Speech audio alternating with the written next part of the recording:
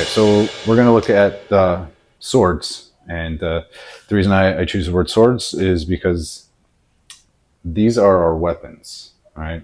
Sword, stab, cut, block, parry, all that kind of stuff. I want to look at this portion of our body, right?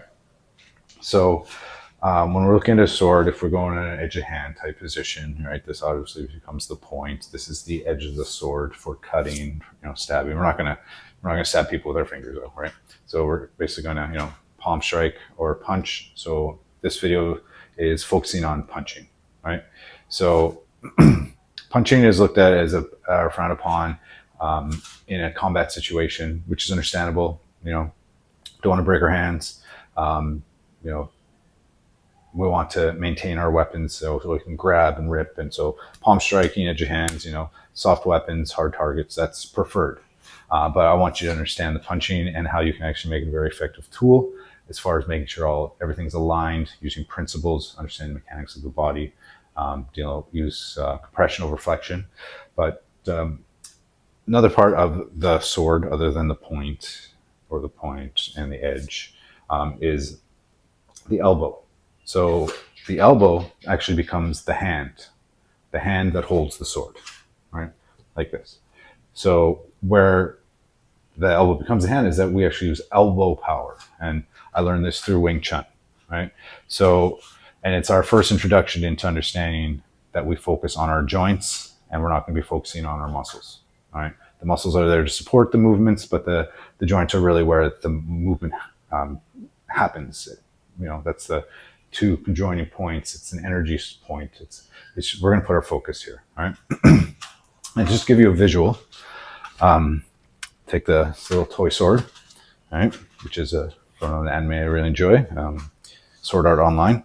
But so if you look at the sword, right, and you grab it, right, so you can stab with it, you can cut with it, right, you can do all these things with it, right?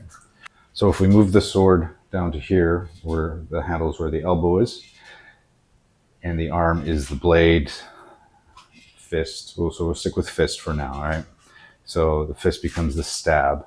So then you, boom, right? Boom, right? So we're really gonna focus on when we're moving our arms out, back, around, whatever it may be, blocking, edge of hand, hammer fisting, whatever it may be, it's going to be coming through the elbows.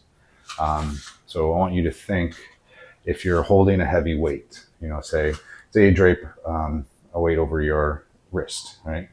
Okay, you can hold it for a little bit, but it's going to get heavy, right? It's going to cause discomfort, and it's going to get heavy quick, right? If you take the same weight and you put it on your elbow, you're going to hold that a lot longer. It's closer to the source. As far as levers go, the farther out, the easier it can bend, right? When you put out say measuring tape, you put it just a little bit, nice and strong. Put a little more, it starts to bend, right? So we want to keep it close to the source, our core, all right? So when I strike, we're just going to do, just a straight left, right? So I don't want to think of my hand, right? I'm hitting with my hand. Yes, we hit with the hand, but we're not thinking hand hit. We're thinking elbow, forward, back, right? And then sword stabs, all right? So that's what we want to think, okay?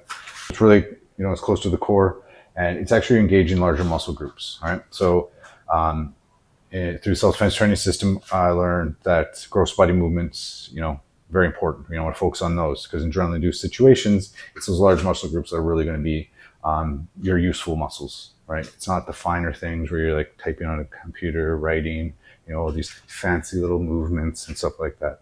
They're like the Hulk smash type movements, all right? And the elbow power really helps focus on that, right? Because you're engaging your lats, your back muscles are there, and then all the other sporting muscles will come into place, the smaller muscles. But you're focusing on those larger muscle groups, all right? And one of the things that you want to avoid is you don't want to straighten your arm out. There's a lot of people now either practicing or fully aware of jiu-jitsus and wrestling, all that, and you really don't want to get your arm broken, right? So if you get your arm stuck out and they grab it, you're going to break it. So when you throw with the fist, your arm wants to straighten out because your hand wants to go farther. Where if your elbow does it, you're only going to go to about there, right? And this is, if you're standing, that's just kind of the natural bend of the arm, right? So we really want to focus the attention into the elbow when we're striking. So we're going to be delivering all the power through the elbows. But before we start delivering the power, we need to understand the rest of our sword, our blade, right? We need to make sure that blade is strong, right? We need to make sure it is able to accept the power that we're going to be delivering, so that we don't injure ourselves, so that we can throw our punches as hard as we possibly can without damaging ourselves, right? So the impact point is the knuckles, right? So when we make that impact, all right? So we're going to align different bones throughout the hand and the wrist, right? So in Wing Chun, where I learned this from, we call it the sun fist. We do it in our chain punching. So it's the vertical fist, right? So people might think there's not much power to Wing Chun punch. Power comes from ground. So in a Wing Chun punch, our entire body is actually going into it. So we'll get there. But all right, so the alignments we're going to be looking at. All right, so you can see when my hand's like this, and then I go like that, right? So people believe that in Wing Chun that we hit with these two knuckles. We do not.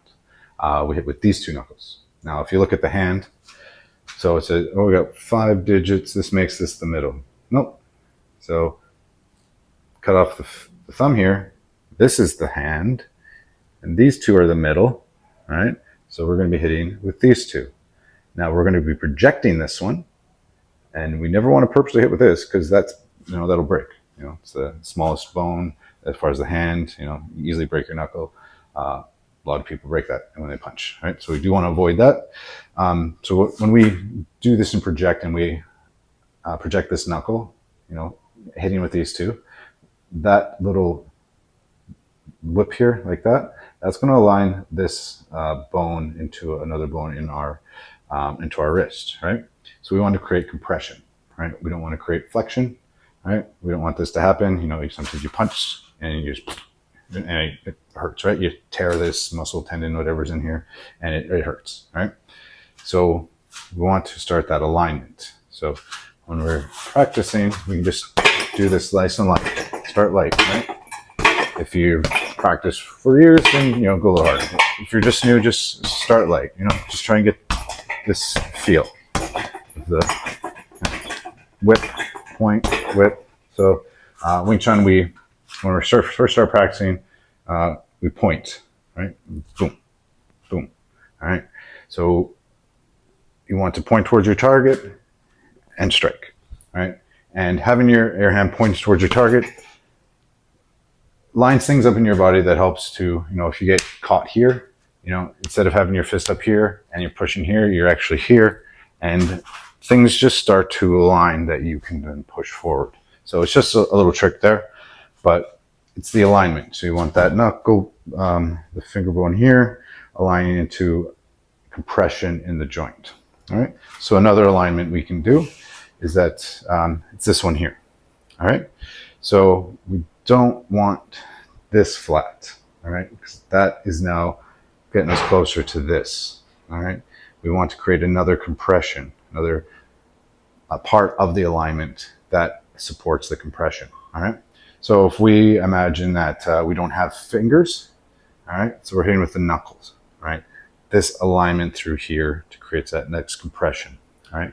So I want you to think that when you're punching, you're not punching with a ball, right? You're not punching with this whole thing, right? You close your fingers to keep them out of the way and protect them. You're hitting with this part. So if you imagine the fingers were cut off, and then you're stabbing with those knuckles, all right? So if I just go like this, whatever, just keep them out of the way, and then I do this slight alignment. So basically, to create that, you see that little thing here, and you'll feel your back of your hand flex, right? and then it creates a compression. And that push forward with that little bit of a little slight pullback. You have to feel it for yourself. All right.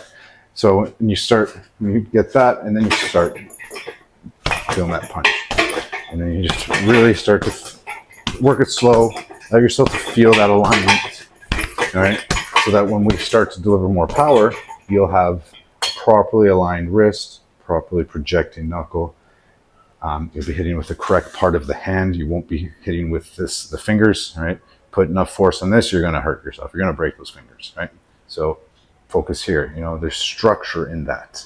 There's no structure here. There's structure in that. All right, so really make sure you get those alignments. Those will really save you.